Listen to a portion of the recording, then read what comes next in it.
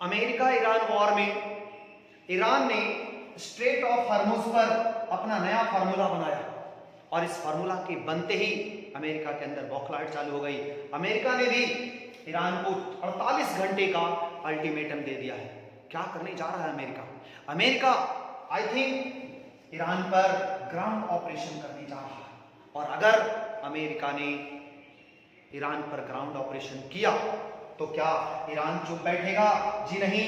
खबरें मिल रही हैं कि ईरान ने भी 5 दिन पहले ही इन लड़ाकों को उतार दिया है। ये कौन फाइटर है? ये चेचन फाइटर है, ध्यान रखिएगा, चेचन फाइटर। और ये जो चेचन फाइटर है ये रसिया के साथ रसिया के अंडर में काम करने वाले लोग हैं। काकेशस नामक क्षेत्र पर निवास करने वाले लोग हैं मूलतः, और ये लोग इस बार ईरान का साथ देने वाले हैं अमेरिका के इस वार में। क्या युद्ध और भी भयावह होने वाला है?